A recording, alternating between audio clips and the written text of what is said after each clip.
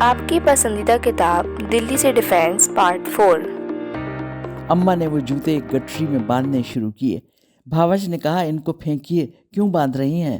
اماں نے کہا، ابھی یہ لوگ پولیس لے کر آئیں گے تو ہمارے پاس ثبوت ہوگا کہ یہ لوگ ہم پر حملہ کرنے آئے تھے۔ اتنا کچھ وہی شخص سوچ سکتا ہے جو بے انتہا حاضر دماغ ہو اور ہر قسم کے حالات میں ٹھنڈے دماغ سے سوچ سکتا ہو۔ اماں کہتی، لوکلز بہت مضبوط ہیں، ہم اگر ان کے سامنے ڈٹے نہ رہے تو یہ ہمیں کچل کر رکھ دیں گے۔ تم سب آپ جناب میں لگے رہنا، یہاں ٹرین نکل جائے گی۔ پاکستان بننے کے بعد پہلی سردی ہی سے ہمارے گھر کا ایک کمرہ اور ایک کچن ان لوگوں کے لیے وقف ہو گیا جو ٹرانزٹ میں ہوتے۔ جب تک گھر کا انتظام نہ ہوتا رشتہ دار اس کمرے میں رہتے۔ یہ سلسلہ اماں کی پوری زندگی جاری رہا۔ وہ کمرہ ہمیشہ مہمانوں سے آباد رہا۔ جو مہمان آتا اس کی زندگی کی کہانی بھی ساتھ ساتھ چلتی۔ زندگی کے شب و روز اسی ہمہ ہمی میں گزرتے چلے گئے۔ لوگ بٹیا آپا کرتے نہ تھکتے۔ اماں کی مضبوط مگر شفیق ہستی ہر ایک کے لیے ایک سائے دار شجر کی مانند تھی، لیکن میں نے دیکھا کہ اگر وہ کمزور تھیں تو صرف اپنی اولاد کے سامنے۔ میرا خیال ہے کہ ان کی اس ایک کمزوری نے زندگی بھر ان کو دکھ دیا۔ اماں کے دونوں بڑے بچے اپنی اپنی جگہ انوکھی شخصیت کے حامل تھے۔ آپا، جن کا غصہ اور ضد اتنی زیادہ تھی کہ وہ بڑے سے بڑے طوفان سے ٹکرانے کو تیار ہو جاتیں، اور میرے بھائی، شاید والد کے مرنے کا ایک رد عمل تھا کہ وہ گھر اور پڑھائی دونوں سے دور ہو چکے تھے۔ مجھے اپنے دونوں بہن بھائی بہت پیارے تھے۔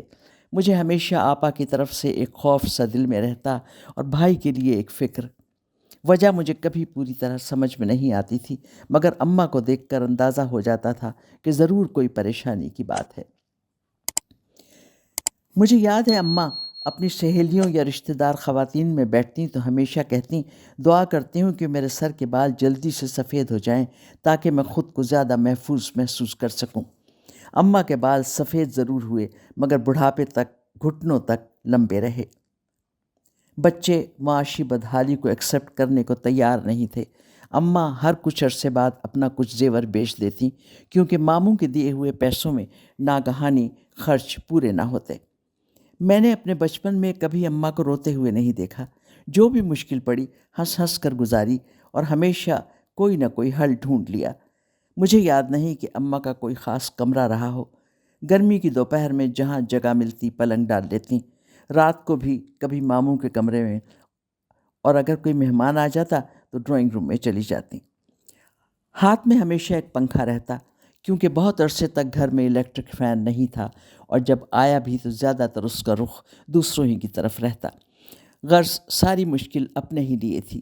شاید اس وقت کی عورت اپنے آپ کو بالکل ہی انسان نہیں سمجھتی تھی۔ اماں پیر صاحب سے پلیٹیں دکھوا کر لاتی اور بہانے بہانے آپا کو پلاتی، اس امید پر کہ شاید ان کا غصہ کم ہو جائے۔ بھائی کے لیے وظیفے کرتی کہ کسی طرح پڑھائی کر لے۔ ایک دعا پوری ہو گئی اور ایک نہیں، بلکہ میں کہوں گی کوئی دعا بھی پوری نہیں ہوئی۔ آپا پڑھائی میں ہمیشہ سے اچھی تھی۔ گورنمنٹ کالج کی آؤٹ اسٹینڈنگ طالبہ، بہت گورا رنگ، بڑی بڑی غلافی آنکھیں، گول چوڑا چہرہ، بھرے ہوئے ہونٹ، دراز قد اور کالے گھنے لمبے بال، بالوں میں ہلکا سا خم، سیدھی لمبی مانگ نکالتیں۔ بال دھوتیں تو گھنٹوں سلجھانے پڑتے۔ سردیوں میں پورے گھر کے لیے خوبصورت سویٹر بناتیں۔ کھانا اتنا اچھا بناتیں کہ جس دن کچن میں چلی جاتیں اس دن سب کو کھانے کے وقت کا انتظار رہتا۔ بچپن میں نے ایک سے ایک خوبصورت سویٹر پہنا، بڑی اسٹائلش فراکس پہنی، اور یہ سب آپا کا سگھڑ پن تھا۔ چپاتی اتنی اچھی بناتی کہ انسان کھاتا ہی چلا جائے۔ موضوع کوئی بھی ہو اس پر بے تکان بات کر سکتی تھیں۔ غرض میں کہوں گی کہ وہ ہر فن مولا تھیں۔ لیکن انسانی نفسیات کتنی پیچیدہ ہے، اس کا اندازہ وہی کر سکتا ہے جس کو اس سبجیکٹ سے دلچسپی ہو۔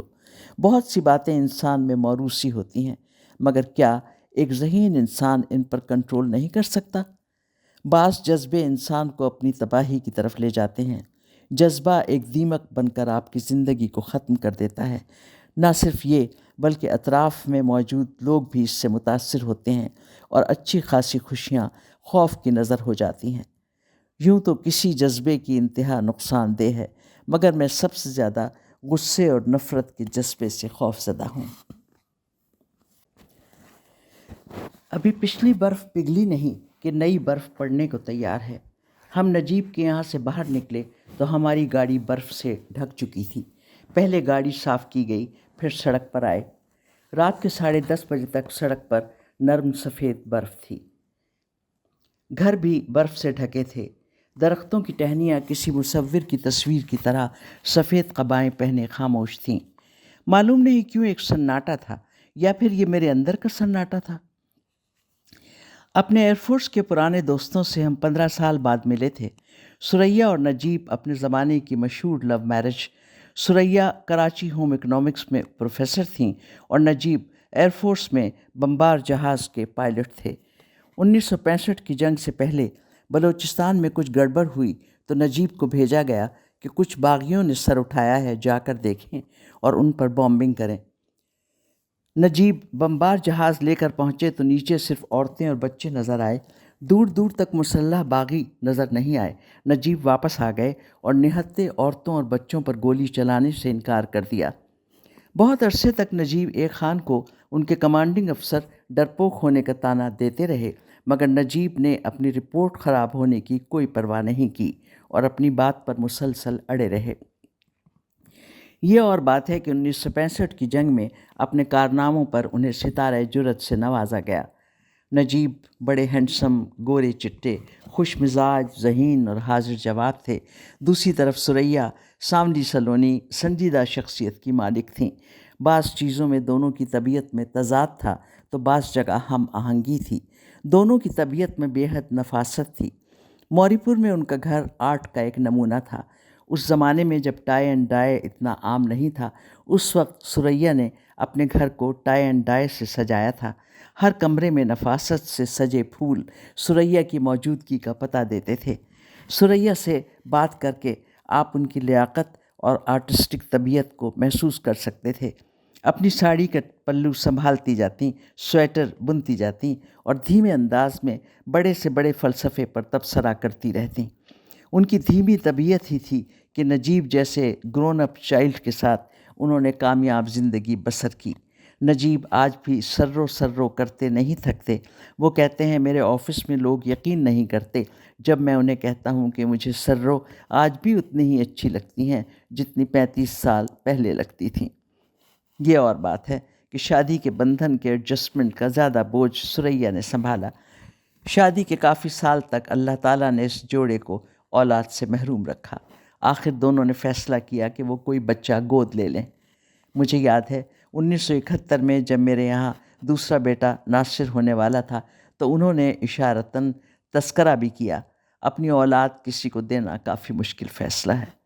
بہرحال اسی سال اگست میں ثریا کی ایک کزن کے یہاں ٹوئنز ہوئے اور انہوں نے اپنا بیٹا ثریا اور نجیب کو دے دیا۔ بابر کو ایک آئیڈیل بچے کی طرح پالا گیا، بہت ہی لاڈلا مگر تمیزدار بچہ، باتیں کرنے میں چھوٹا سا ارسطو لگتا۔ بڑا ہو کر بھی وہ ایک مختلف لڑکا بنا۔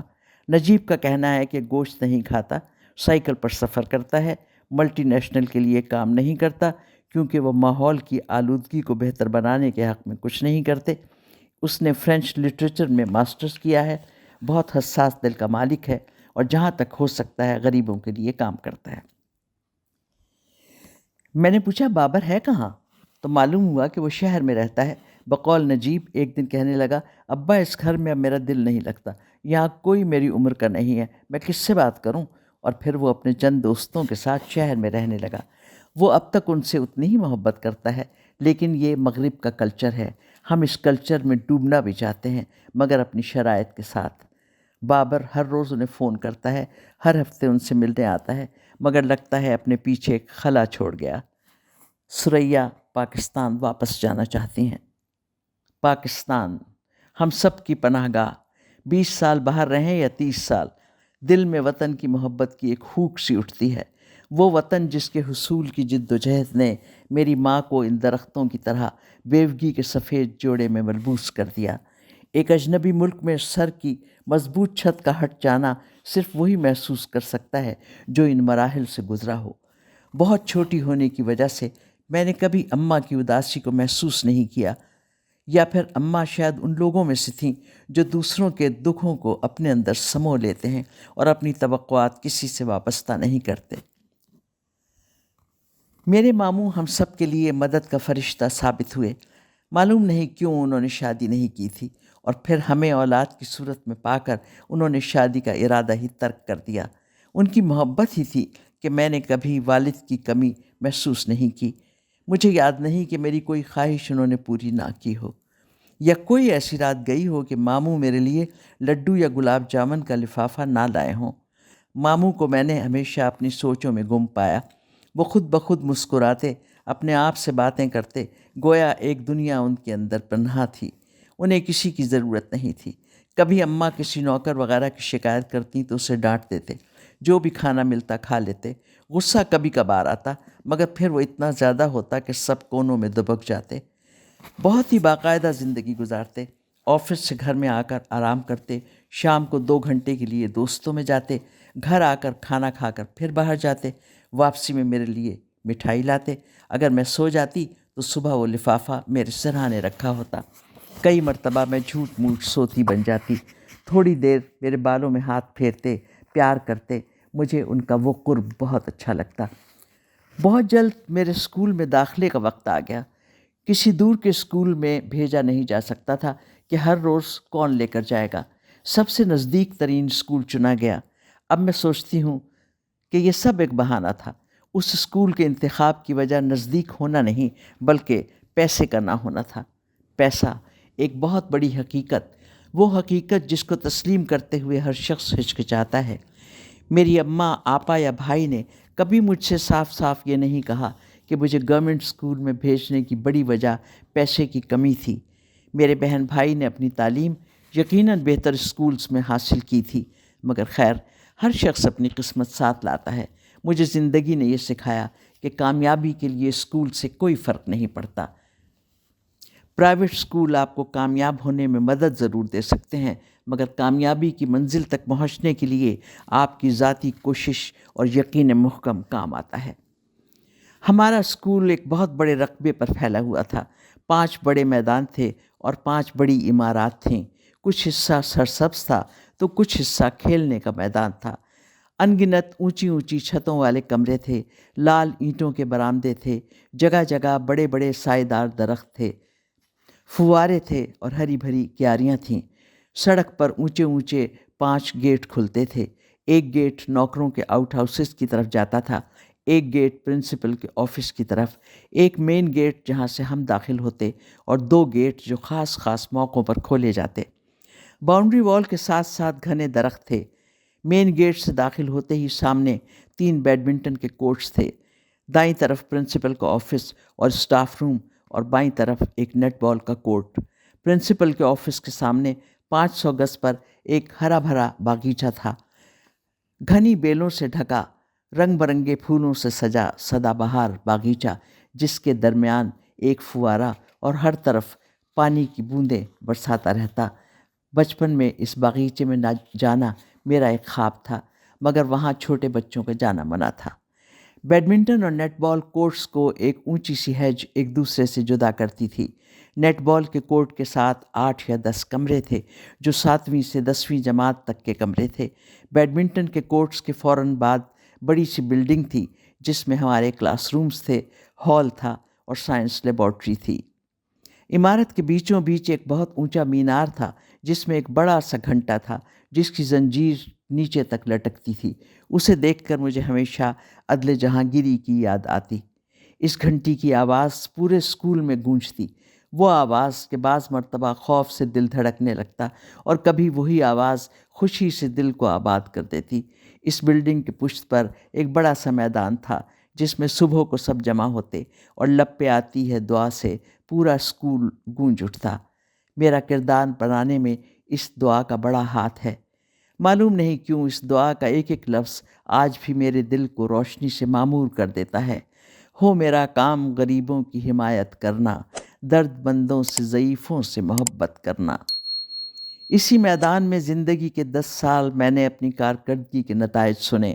ناکامیوں اور کامیابیوں کی اس آماج گاہ کے دونوں طرف دو ایک جیسی عمارتیں تھیں۔